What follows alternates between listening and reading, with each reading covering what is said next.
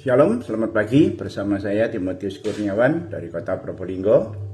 Dan pagi hari ini masih bersama-sama dengan saudara untuk kita bersama-sama belajar tentang kebenaran firman Allah supaya hidup kita diberkati. Amin, haleluya. Baiklah, kita buka sebentar Alkitab kita di 1 Samuel 13 ayat 8 sampai ayat ke-9. Di sini saya mau berbicara tentang kesombongan itu menjatuhkan, ya. Tidak ada ceritanya orang yang sombong, yang berkoar-koar untuk dia itu selamanya juara. Entah itu juara dunia tinju, entah itu dia itu orang yang kaya, entah itu pemimpin suatu negara di dunia ini yang kuat dan lain sebagainya. Ketika kesombongan itu ada, dan ketika kesombongan itu diberi tempat yang terhormat di dalam kehidupannya, itu tidak membuat orang tersebut itu untuk selamanya berdiri di atas. Begitu pula dengan saudara dan saya. Ketika kehidupan kita dikuasai oleh kesombongan, kita tidak ada cara lagi yang bisa mengerem, yang bisa meniadakan untuk membuat kita itu jatuh. Tapi justru ketika kita dikuasai oleh kesombongan, kita tuh tidak bisa kontrol atas seluruh apa yang kita lakukan dan kita kerjakan. Itulah sebabnya firman Tuhan menantang keras tentang kesombongan ini. Karena ini adalah merupakan suatu sifat dasar yang dimiliki oleh si jahat. Lucifer, dia itu hilang atas kerajaan surga ketika kesombongan itu ada dalam dirinya. Dan ketika kesombongan itu bertumbuh diam di dalam kehidupan Lucifer, sehingga Lucifer itu dibuang ke bumi, sehingga Lucifer itu pun tidak ada tempat lagi dalam kemuliaan Allah. Baiklah, kita buka sebentar Alkitab kita tadi di 1 Samuel pasal yang ke-13 ayat yang ke-8 dan ayat yang ke-9. Ia menunggu 7 hari lamanya sampai waktu yang ditentukan Samuel. Tetapi ketika Samuel tidak datang ke Gilgal, mulailah rakyat itu berserak-serak meninggalkan dia. Ayat yang ke-9, sebab itu Saul berkata, bawalah kepadaku korban bakaran dan korban keselamatan itu. Lalu ia mempersembahkan korban bakaran. Sampai di sini dulu. Ini berkisah tentang Saul, raja pertama bangsa Israel. Raja yang dipilih dari petunjuk Tuhan, raja yang dipilih dan diurapi lewat Nabi Samuel, dan raja yang dipilih pada waktu itu dia kepenuhan dengan Roh Kudus sehingga dia bernubuat seperti seorang nabi. Raja yang pertama kali ditakuti oleh bangsa Filistin, ya. Sampai orang-orang Filistin di sana itu ngeri terhadap orang Israel. Oleh karena apa? Orang Israel memiliki seorang raja. Walaupun dalam perjalanannya Saul tidak selalu mulus untuk dia itu memimpin bangsa Israel. Kenapa hal itu terjadi? Sebab kesombongan itu telah merampas atau mengambil alih dalam kehidupan Saul, ya. Pada suatu kali ketika Saul memilih 3.000 tentara, ya, 2.000 pergi mengikuti Saul pergi ke Gilgal. Yang 1.000-nya dibawa pimpinan Yonatan, anak Saul. Dia juga membantu papanya memimpin pasukan. Dan kebetulan pasukan yang dibawa Yonatan ini tadi melewati daerah yang diduduki oleh bangsa Filistin, ya, daerah pendudukan bangsa Filistin. Tapi itu daerah orang-orang Israel. Dan Yonatan memeranginya.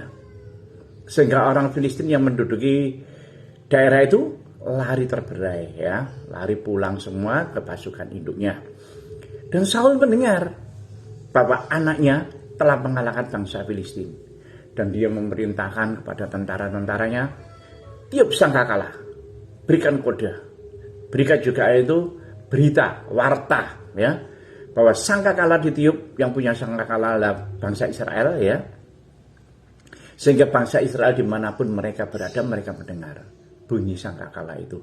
Yang artinya tanda kemenangan itu ada dalam bangsa Israel. Dengan kata lain, Saul itu terpesona. Dengan kata lain, Saul itu menyombongkan dirinya. Ini loh, aku raja Israel, aku mampu mengalahkan bangsa Filistin. Padahal yang mengalahkan itu adalah Yonatan, pasukannya Yonatan, ya. Tetapi di sini yang ingin mendapatkan pesonanya, yaitu Raja Saul, ya. Sehingga hal itu memicu kesombongan Saul yang baru dirayakan lewat kemenangan ini, itu memicu bahwa bangsa Filistin itu semakin gusar, bangsa Filistin itu semakin sakit hati, bangsa Filistin itu semakin ingin menghabisi Raja Israel. Makanya tentara-tentaranya itu dikerahkan semua, dan ketika mendengar bahwa Saul itu ada di Gilgal, tentara Filistin diarahkan semua ke sana untuk memerangi Saul.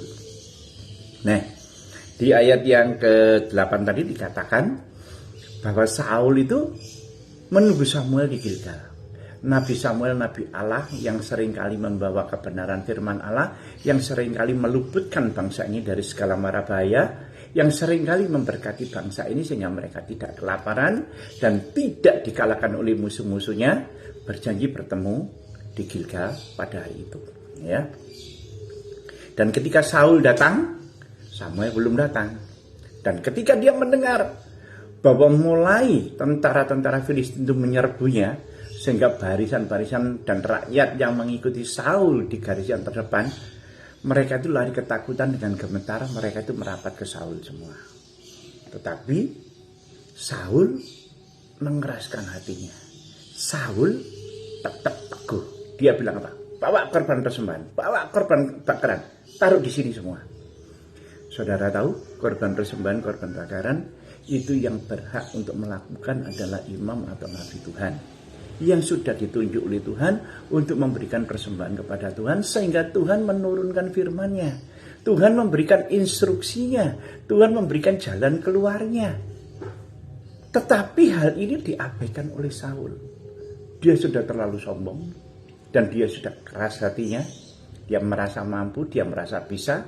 3.000 tentara bersama dia, ada anaknya yang sudah mulai pandai berperang, ya, sehingga mampu mengalahkan musuh-musuhnya. Saul nggak gentar, dan Saul ambil alih apa yang menjadi haknya imam, ambil alih apa yang menjadi haknya nabi Tuhan. Karena apa? Karena Saul ingin bahwa semua rakyat terfokus kepada dia, semua rakyat percaya kepada dia, semua rakyat tahu bahwa dia yang dipilih oleh Tuhan. Dalam hal ini Saul tidak meninggalkan Tuhan. Karena Saul membawa korban persembahan, korban bakaran dipersembahkan sendiri, dipersembahkan kepada Tuhannya bangsa Israel. Saul nggak meninggalkan Tuhan, tapi sikap dan tata caranya itu yang betul-betul meremehkan firman Tuhan. Halo, selamat pagi. Saul tidak meninggalkan Tuhan. Banyak anak-anak Tuhan, banyak orang-orang Kristen yang tidak meninggalkan Tuhan. Tetapi perilaku dan tata caranya itu sudah meremehkan firman Tuhan. Memang mereka masih tetap ke gereja, memang mereka masih berada di lingkungan orang Kristen, tapi tindakannya terhadap keluarganya, terhadap istrinya turun tangan, terhadap anak-anaknya nggak segan-segan dia turun tangan, terhadap karyawannya, terhadap pegawainya dia semena-mena. Sikapnya ini loh, tidak menunjukkan bahwa dia itu berperilaku seperti firman. Caranya dia melakukan, caranya dia mengambil suatu tindakan betul-betul di luar firman dan meremehkan serta merendahkan Tuhan. Apa yang bukan menjadi haknya diambil alih. Orang yang sombong, orang yang tinggi hati, itu nggak bisa kontrol atas tindakannya. Yang dia pikirkan, semua harus terfokus kepada aku, saya, aku, dan aku. Ya, semuanya itu kepada dia. Nah, itulah sebabnya kenapa Saul melakukan hal yang seperti ini. Saul ini adalah raja yang dipilih oleh Tuhan. Saul ini adalah betul-betul orang yang diurapi lewat Nabi Samuel.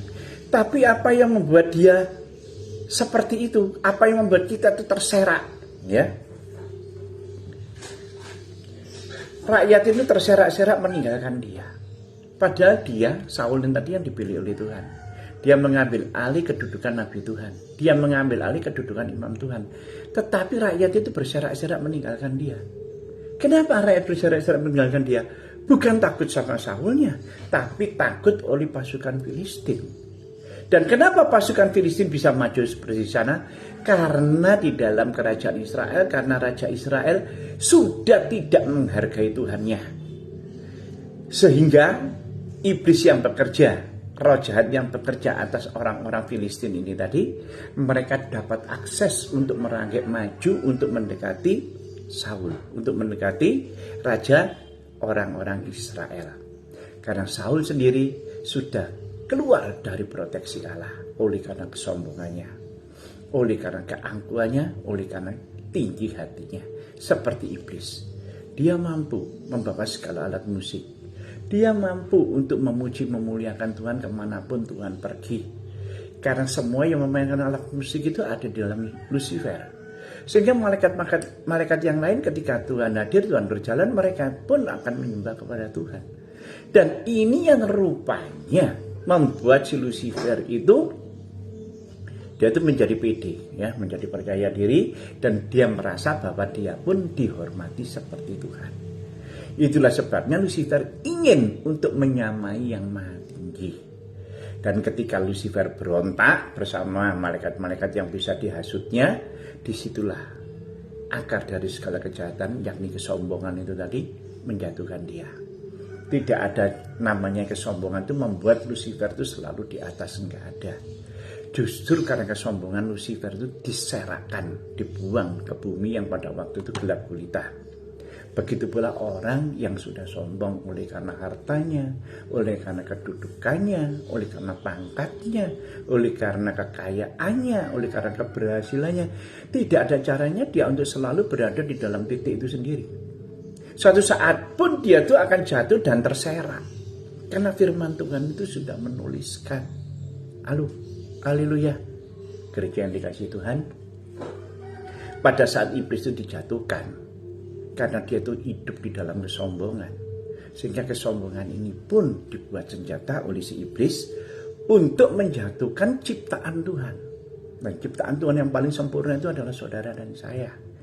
Dan ketika Tuhan berfirman kepada Adam, seluruh buah di pohon ini, Taman Eden ini, Taman Firdaus ini, boleh engkau makan buahnya. Tapi buah pengetahuan yang buruk dan yang jahat dan pohon kehidupan yang ada di tengah-tengah taman ini, jangan sekali-kali engkau memakannya. Karena pada saat engkau memakannya, pasti engkau mati. Firman Tuhan di kitab Kejadian dikatakan pasti engkau mati di Kejadian 2. Tetapi ketika Adam tidur diambil tulang rusuknya, maka diciptakanlah Hawa. Supaya Adam ini ada temannya di Taman Eden, tidak hidup seorang diri. Dan Hawa suatu hari dia itu berjalan-jalan di Taman Eden. Datanglah iblis yang masuk di dalam ular, ya. Si akar segala kejahatan, ya. Iblis ini tadi yang hidup di dalam kesombongan, dia masuk di dalam ular berbicara kepada Hawa. Tentulah Tuhan berfirman, bukan, bahwa semua pohon-pohon di sini boleh kamu makan buahnya. Hawa ngomong, tetapi buah yang di tengah-tengah itu tidak boleh aku makan, maupun aku raba. Iblis ngerti, ternyata Hawa itu nggak paham sebenarnya akan firman Tuhan. Dia itu hanya mendengar dari Adam. Itulah sebabnya iblis itu mengatakan, tidak. Jika engkau makan buah itu, maka kamu akan sama seperti Tuhan. Nah, kata sama seperti Tuhan ini yang dipakai iblis, dia akan sama menyamai yang maha tinggi. Ya, kata sama yang berkonotasi seakan-akan ada kesombongan di dalamnya. Aku sama dengan si A karena dia orang kaya. Aku sama dengan si B karena dia orang pintar.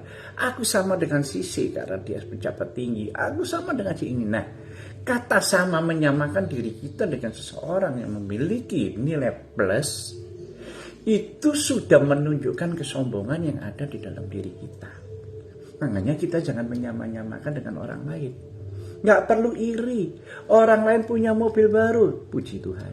Orang lain punya rumah baru, puji Tuhan, syukur kepada Tuhan. Ikut kita berbahagia, ikut kita bangga. Ternyata anak Tuhan bisa mendapatkan yang seperti ini. Jangan menyamakan kedudukannya kita dengan dia. Kalau dia punya rumah baru, punya mobil baru, aku juga dengan segala upaya, dengan segala daya. Aku ingin beli mobil yang sama. Aku ingin beli motor yang sama. Aku ingin membeli handphone yang sama. Aku ingin membeli baju bermerek yang sama. Konotasi kata sama di sini itu sudah mengandung suatu kesombongan, mengandung suatu ketinggian hati. Dan itu adalah akar dari segala kejahatan yang ditanamkan iblis. Seperti yang iblis perkatakan kepada Hawa. Engkau akan menyamai yang maha tinggi. Wow. Engkau akan sama seperti Tuhan. Wow. Luar biasa. Tetapi ketika engkau memakan buah ini, dari Tuhan tadi yang berfirman pasti engkau mati di Kejadian 2. Sekarang iblis berkata apa? Sekali-kali engkau tidak akan mati. Dari kata pasti menjadi tidak akan. Yang tadinya melanggar firman Tuhan pasti mati. Yang sekarang melanggar firman Tuhan tidak akan mati. Ya, maka diambillah buah itu. Jatuhlah Adam dan Hawa di dalam dosa. Itulah sebabnya mereka terusir dari Taman Firdaus. Hidupnya mulai terserak kembali ke dalam problem dan masalah. Ya, begitu pula orang yang hidup di dalam kesombongan, mereka itu akan terserak. Diserakkan dalam segala kemewahan, diserakkan di dalam segala keberhasilan, diserakkan di dalam segala hidup yang normal. Justru mereka itu terserak-serak seperti tentara-tentaranya Saul ini tadi, yang berserak-serak meninggalkan dia. Itulah sebabnya Saul ini tadi mengambil alih supaya apa? Orang-orang dan rakyat ini tadi balik lagi kepada dia, nggak terserak. Tapi justru tindakan Saul, apa yang Saul lakukan, suatu tindakan yang merendahkan dan meremehkan firman Tuhan, tidak menghargai firman sama sekali. Padahal dia jadi raja oleh karena firman. Dia jadi raja diurapi oleh karena firman. Sampai dia kedudukan sepertinya diurapi oleh firman. Saul berkata, aku tidak meninggalkan Tuhan, ya. Tapi sikapmu merendahkan firman, meremehkan firman, itu lebih jahat daripada kamu meninggalkan Tuhan. Wow, kenapa demikian? Karena sifatmu, caramu itu bisa mempengaruhi orang lain untuk mengikuti engkau. Bukankah Adam mengikuti caranya Hawa untuk makan buah itu tadi? Lalu, bukankah cara Saul itu menarik simpati orang-orang tentaranya untuk datang kepada dia, sehingga mereka dibutakan atas ketaatannya terhadap firman? Mereka seakan-akan merasa bahwa mereka masih beribadah, mereka masih menyembah Tuhan, mereka benar di mata Tuhan. No, Tuhan bukan melihat apa yang kita lakukan, Tuhan bukan melihat apa yang kita kerjakan, tapi Tuhan itu melihat apa yang ada di dalam hati kita. Kalau di dalam hati kita tidak ada firman, maka kehidupan kita itu ada kesombongan. Di mana kesombongan tinggi hati itu ada, identitas iblis berkuasa atas kehidupan kita. Karena itu adalah trademark dari si jahat, trademark dari iblis. Di mana kesombongan, ketinggian hati, iblis itu hadir di sana. Oh, haleluya, Tuhan Yesus sungguh baik.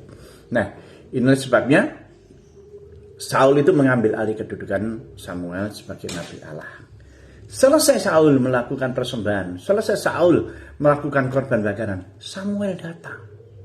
Persis apa yang Samuel janjikan, hari ini aku hadir. Cuma jamnya, waktunya entah pagi, entah siang, entah sore, entah malam. Well, Samuel tetap hadir hari itu. Tapi justru Saul merasa punya pesona. Karena Saul merasa aku sudah bisa. Karena Saul merasa aku raja. Dia nggak perlu. Kapanpun aku bisa melakukan seperti apa yang Samuel lakukan. Dan ketika dia melihat Samuel datang, apa yang Saul lakukan? Dia kasih salam.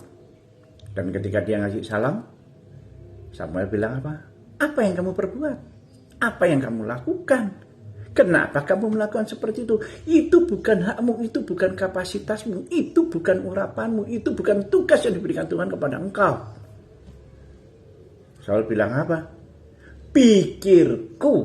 Wow, IQ-nya jalan. Pikirku, engkau tidak datang, kamu tidak hadir.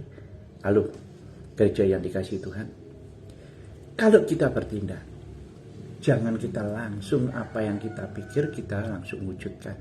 Apa yang kita pikirkan itu langsung kita bertindak. Jangan dulu. Doa dulu. Tanya kepada Tuhan. Tuhan nanti akan memberikan pencerahan. Karena kuasa Roh Kudus itu bekerja berjalan sesuai dengan ketaatan kita. Bukan kuasa karunia Roh Kudus itu berjalan sesuai dengan IQ kita, sesuai dengan kepintaran kita, sesuai dengan kepandaian kita. Bukan. Sekalipun engkau pandai sekolah Alkitab, sekalipun engkau pandai teologi, tapi urapan Tuhan tidak berjalan oleh karena ilmu pengetahuan yang kamu dapatkan di dalam teologi. Selamat pagi. Justru urapan kuasa Allah itu bekerja ketika engkau taat menunggu waktunya Tuhan. Ketika engkau taat menunggu sampai Tuhan tunjukkan jalannya. Di situ kuasa urapan Roh Kudus itu bekerja. Glory, haleluya. Kita kembali 1 Samuel 13 ayat yang ke-10. Baru saja ia habis mempersembahkan korban bakaran dan tampaklah Samuel datang. Saul pergi menyongsongnya untuk memberi salam kepadanya. Tetapi apa kata Samuel? Apa yang telah kau perbuat? Jawab Saul, karena aku melihat rakyat itu terserak-serak meninggalkan aku, dan engkau tidak datang pada waktu yang ditentukan, padahal orang Filistin telah berkumpul di Mikmas. Ayat 12. Maka pikirku, kata Saul, sebentar lagi orang Filistin itu menyerang aku di Gilgal, padahal aku belum memohonkan belas kasih Tuhan. Sebab itu aku memberanikan diri lalu mempersembahkan korban bakaran. Lihat akibatnya. Ayat 13, kata Samuel pada Saul, perbuatanmu itu bodoh. Engkau tidak mengikuti perintah Tuhan Allahmu yang telah diperintahkannya kepadamu. Sebab sedianya Tuhan mengokohkan kerajaan atas orang Israel untuk selama-lamanya. Tetapi sekarang kerajaanmu tidak akan tetap. Tuhan telah memilih seorang berkenan di hatinya, dan Tuhan akan menunjukkan dia sebagai raja atas umatnya. Karena engkau tidak mengikuti apa yang diperintahkan Tuhan kepadamu. Wow, haleluya. Langsung diberikan karena engkau tidak taat akan firman Tuhan. Karena engkau sudah mengikuti pola pikirmu, mengikuti IQ-mu, mengikuti apa yang selama ini kamu peroleh ilmumu. Maka engkau meninggalkan firman Tuhan. Engkau meremehkan firman. Engkau tidak menghargai urapan Tuhan. Itulah sebabnya Tuhan yang tadinya ingin mengokohkan kerajaanmu, engkau sebagai raja yang memerintah umatnya, engkau sebagai orang yang diberkati, engkau sebagai orang yang dipilih oleh Tuhan, maka Tuhan akan menggantikannya kepada orang lain, orang yang mengikuti perintah dan firman Tuhan. Engkau akan diserakkan. Wow, haleluya. Orang yang meremehkan firman Tuhan, orang yang tidak menghargai firman Tuhan, orang yang tidak menghargai urapan Tuhan, maka dia akan diserakkan. Karena apa? Kesombongan ada di dalam dia. Tinggi hati ada di dalam sana. Seperti iblis diserakkan. Iblis pun akan diserakkan. Ingat, ketika pada waktu itu orang-orang berkumpul di bawah pimpinan Nimrod, ya, mereka berkata apa? Mari kita bangun suatu kota yang menaranya menjulang tinggi sampai ke langit. Dia ingin menyamai Allah yang maha tinggi di langit. Ya, sampai menjulang tinggi di langit. Dan Tuhan melihat bahwa manusia ini sudah mulai nggak benar. Manusia sudah ingin menyamai Allah. Konotasi kata sama tadi yang saya katakan adalah nilai arti kesombongan. Ya, ingin menyamai yang maha tinggi. Maka Tuhan melihat bahwa anak manusia ini tadi sudah mulai membangun dan sudah mulai mengerjakan dan sudah mulai melakukan, maka sama Tuhan bahasa mereka itu pun sudah mulai dibedakan, sehingga mereka itu pun tidak bisa berkomunikasi satu sama yang lainnya. Maka mereka itu memilih mereka-mereka yang bisa diajak komunikasi. Kalau Tuhan sudah memilih engkau untuk hidup di dalam kebenaran firman-Nya, maka engkau sudah nggak bisa berkomunikasi lagi dengan orang yang sudah tidak percayakan firman Tuhan, kepada orang yang tidak mau hidup tunduk di dalam kebenaran firman Tuhan. Tapi justru orang yang mengerti firman, orang yang mau hidup di dalam firman, maka dia itu akan berkumpul dengan orang-orang yang berkomunikasi secara firman. Amin. Haleluya. Pergaulanmu pun akan dipisahkan. Justru orang-orang yang tidak bergaul dengan firman, mereka itu akan memilih suatu komunitas yang sama. Glory, haleluya. Kalau Tuhan sudah membawa engkau dalam pertobatan, yang dimana backgroundmu dulu engkau seorang perokok, seorang peminum, seorang pezina, seorang pemabuk, penjudi, pencuri, pembohong, dan ketika engkau bertobat, engkau percaya kepada firman, maka Tuhan pulihkan, Tuhan ubahkan. Perkataan-perkataan firman yang kau ikuti dan kau perkatakan akan membuat engkau dikumpulkan oleh Tuhan dalam suatu komunitas yang memiliki bahasa yang sama, bahasa firman. Seperti orang-orang yang membangun menara Babel. Mereka nggak ngerti bahasanya. Ketika mereka berkumpul nggak cocok. Minta batu bata dibawakan kayu, minta kayu dibawakan air dan lain sebagainya. Tapi justru Tuhan akan mengumpulkan orang-orang yang tunduk taat akan firman. Maka bisnismu pun akan menjadi bisnis yang diberkati oleh Tuhan. Karena engkau beracara, karena engkau berbisnis kepada orang yang sama yang takut akan Tuhan.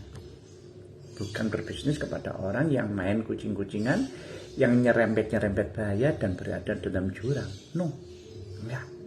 Maka dijauhkan dari segala penipuan dan lain sebagainya. Nah, ini suatu contoh ketika mereka ingin membangun suatu menara Babel. Kesombongan itu akan menyerahkan mereka.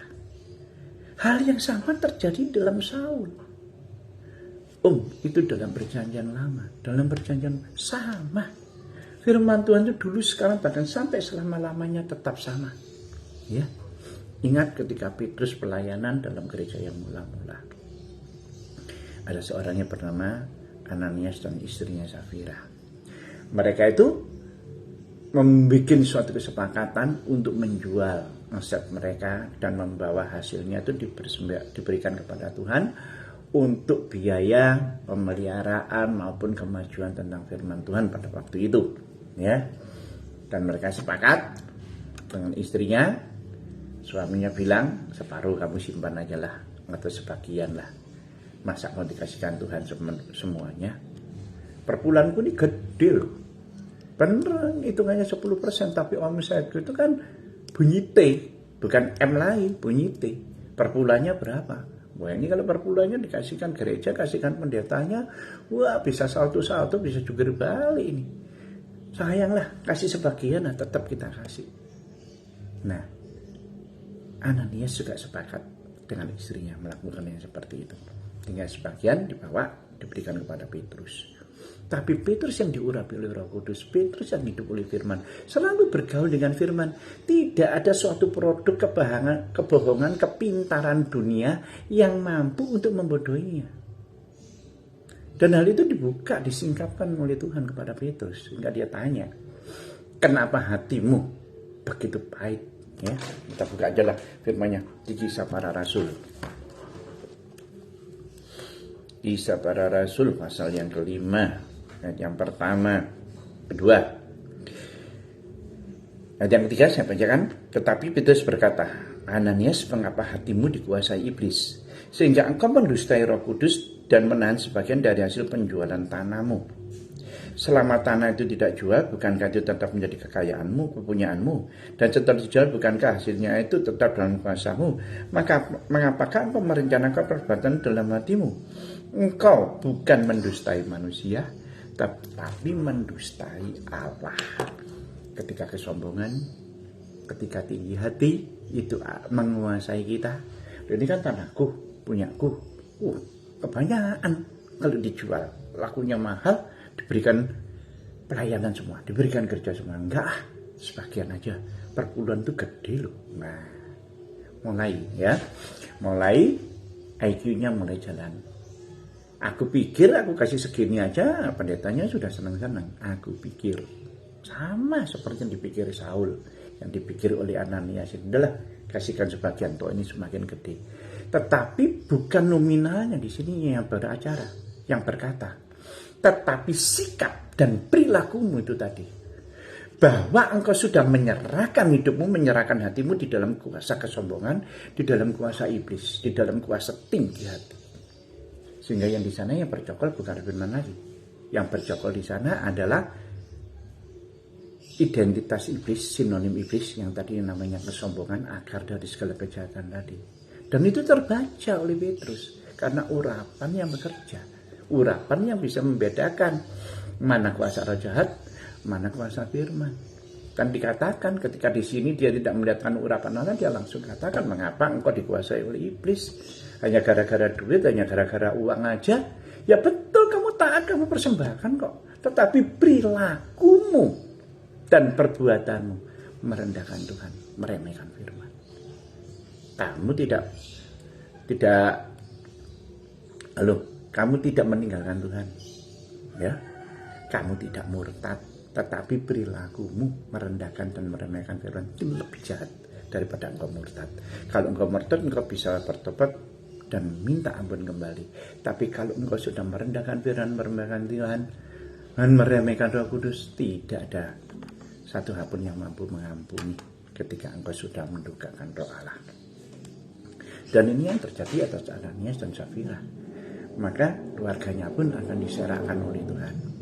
Glory, haleluya, gereja yang dikasihi oleh Tuhan. Janganlah tinggi hati dan kesombongan itu menguasai kita. Karena satu hal yang mendasar dalam diri kita itu adalah sombong. Orang sombong itu bukan hanya orang kaya. Orang miskin pun bisa sombong. Orang melarat pun bisa sombong. Apalagi kalau kita kena sakit penyakit, apalagi kalau ya kita jatuh berdarah, ini cepat berdarah, cepat bersihkan, nanti infeksi. Nggak apa-apalah, cuma kecil gini aja. Nggak masalah. Nah, seringkali itu terjadi ketika sakit. Ayo ke dokter, enggak lah, cuma sakit, ya meriang gini biasalah, masuk angin, batuk gini biasalah, ya paling besok udah sembuh. Ya sini-sinilah minum obat-obatan lah. Obat apa aja dah beli di warung, minum. Besok belum sembuh, ya ini sudah enakan lah, besok lagi pasti lebih enak lagi, lebih fit lagi. Ketika 3 hari semakin lama semakin parah. Dan ketika sudah nggak bisa apa-apa dibawa, ternyata tahu kalau ini sudah terpapar dengan COVID. Tapi sudah menginjak hari yang kedua dan ketiga. Beruntunglah jika engkau bertobat. Beruntunglah jika engkau minta ampun sama Tuhan. Maka Tuhan akan menyelamatkan engkau sekalipun dalam kondisi yang kritis. Tetapi kalau pada saat itu engkau tidak datang kepada Tuhan, tidak berdoa dan minta ampun, bertobat kepada Tuhan, bukankah engkau akan diseret lewat COVID itu tadi untuk masuk dalam anak buahnya kerajaannya iblis? Aduh, haleluya. Itulah sebabnya saya katakan, bukan hanya orang kaya, orang pintar pun yang sombong. Orang miskin, orang melarat, orang bodoh pun sombong. Karena ini produk dari iblis, sifat dasar manusia itu ada. Karena sejak awal kita itu jatuh oleh karena sifat kesombongan ini tadi. Sifat tinggi hati ini tadi.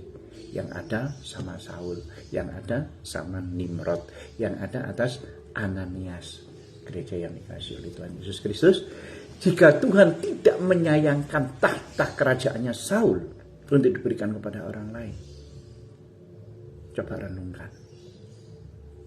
Apakah keselamatan kita yang sudah dianugerahkan kepada kita gak bisa hilang oleh karena kesombongan dan ketinggian hati kita? Karena aku sudah selamat. Karena aku dikasih keselamatan. Satu kali selamat, selama-lamanya pun akan selamat. Siapa bilang? Kalau engkau sombong, kalau engkau tinggi hati, keselamatanmu pun akan hilang dari tanganmu. Itulah sebabnya firman-Nya berkata, Filipi sebentar ya. Filipi 2 ayat 12. Hai saudara-saudaraku yang kekasih, kamu senantiasa taat. Karena itu tetap kerja karena keselamatanmu dengan takut dan gentar. Bukan saja seperti pada waktu aku hadir, tapi terlebih pula waktu aku tidak hadir. Itu sebabnya Paulus mengatakan kerja karena keselamatanmu itu dengan takut dan gentar. Sekalipun kita sudah dikaruniai keselamatan oleh Tuhan, kalau kita tidak mengerjakan, kalau kita tidak berkomunikasi bersama-sama dengan orang yang memiliki satu bahasa firman, maka keselamatan itu akan hilang. Glory, haleluya. Karena apa? Orang yang berkomunikasi di dalam firman, orang yang berkata-kata dengan firman, dikumpulkan bersama-sama dengan orang yang sama-sama bergaul dengan firman. Orang yang tidak bisa berkata-kata tentang firman, dan mereka pun akan dikumpulkan bergaul bersama dengan orang-orang yang sama. Hal itu terjadi pada waktu Tuhan menyerahkan mereka di Menara Babel. Kali ini pun akan terjadi saat ini. Jika engkau sebagai orang Kristen mengakui bahwa Yesus adalah Tuhan, hiduplah di dalam kebenaran firman-Nya. Berbahasalah bahasa firman. Perilakumu, tingkah lakumu mencerminkan firman. Firman tidak ada yang sombong. Firman tidak ada yang tinggi hati. Firman merendahkan hati. Halo, haleluya. Tetapi di luar firman kesombongan itu ada. Di luar firman ketinggian hati itu ada. Di waktu kesombongan terjadi, tinggi hati terjadi, di situ engkau menyerahkan seluruh hidupmu ke dalam tangan iblis. Karena iblis yang menguasainya. Sehingga engkau nggak bisa kontrol. Dan kesombongan itu yang membawa engkau jatuh terserak. Sekalipun engkau juara, sekalipun engkau punya skill, sekalipun engkau punya power, sekalipun engkau punya orang-orang di sekelilingmu yang bisa diandalkan, tetap kok terpuruk, tetap kok terjatuh, tetap kok terserahkan. Lalu, haleluya. Justru di sini perkataan firman, kuasa firman itu yang saling menguatkan. Bukan kekuatan kita yang membuat kita mampu bertahan. Bukan kemampuan kita yang membuat kita itu untuk kita bisa bekerja sehingga bisa menghidupi anak cucu menantu kita. Bukan. Ini semua karena kasih karunia Allah. Ketika kita taat, kita tidak hidup dalam kesombongan, tidak hidup dalam ketinggian hati. Justru di situ firman bekerja. Firman yang memberkati, firman yang buka jalan. Dan firman itu pula yang membawa kita untuk kita duduk di mana Tuhan mau kita berada. Semakin hari, kita semakin bertambah. Step by step Tuhan akan bawa kita, bawa saudara. Untuk mendudukkan saudara menjadi kepala, bukan ekor. Saudara yang memberikan pinjaman, bukan minta pinjaman. Firman yang berkata demikian. Gereja yang dikasihi Tuhan Yesus, mulai saat ini, banyak berdoa, banyak bersekutu dengan firman. Agar kesombongan itu tidak muncul. Sekalipun kesombongan itu ada, tapi dia tidak berkuasa. Ketika kesombongan ada, maka akan diikuti dengan tinggi hati. Karena kita itu ingin sama. Sama kayanya, sama dipandangnya, sama dihormatinya, sama cakepnya, dan sama-sama disegarnya. Kata sama, konotasinya itu sombong. Glory, haleluya. Itulah sebabnya gereja dikasih Tuhan. Buat apa sombong kalau kesombongan itu membuat kita terserak. Tapi baiklah kita merendahkan diri kepada Tuhan. Biar nama Tuhan aja yang semakin ditinggikan. Amin. Haleluya. Tundukkan kepala. Bapa, di dalam nama Tuhan Yesus Kristus, hamba mengucap syukur atas kasih karunia yang Kau berikan bagi kami pagi hari ini. Tuhan, terima kasih kalau hati kami sudah dikoreksi untuk kami tidak tinggi hati, tidak sombong. Karena tidak ada perlu yang kita sombongkan. Apa yang kita punya tidak untuk disombongkan. Karena semua itu terjadi oleh karena kasih karunia Tuhan. Kalau kami punya hari ini, itu semua karena kasih karunia Tuhan. Itulah sebabnya ya Bapa, hamba mengucap syukur dan hamba akan mengerjakan termasuk keselamatan hamba. Terima kasih Bapa, biarlah hamba selalu berkenan di hadapan-Mu sehingga kehidupan hamba tidak terserak kembali. Terima kasih Roh Kudus, di dalam nama Tuhan Yesus Kristus kita yang sudah diberkati lewat firman Tuhan pagi hari ini sama-sama berkata, amin. Shalom, Tuhan Yesus memberkati.